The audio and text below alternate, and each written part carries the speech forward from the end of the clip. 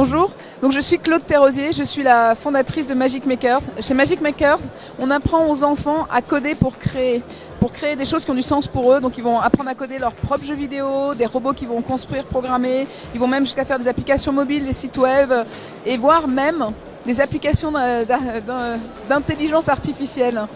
Et moi j'ai eu l'idée de créer Magic Makers en 2012.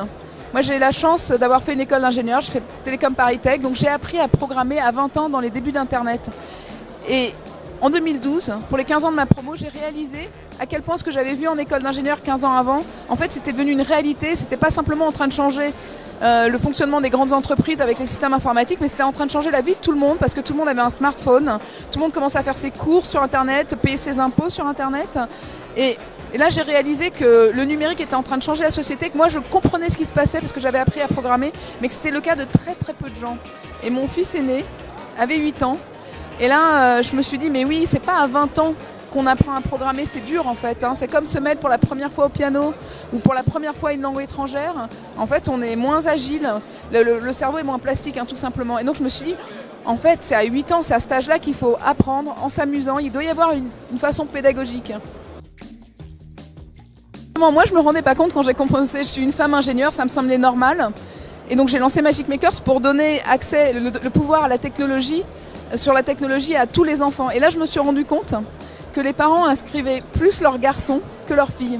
De la même manière que les parents, moi-même je l'ai fait, on offre des Lego à son fils et puis des poupées à sa fille. On a des espèces de biais inconscients.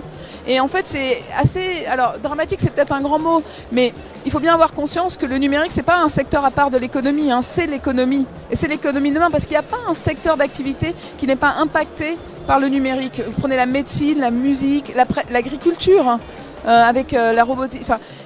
Le numérique est un outil au service de l'économie et de l'innovation par-ce par-là. Et donc, si on réduit la capacité à innover, à trouver des solutions, à leur donner forme, à les concevoir, si on réduit ça à la moitié de la population qui sont les hommes, on aura des solutions qui seront seulement à moitié efficaces.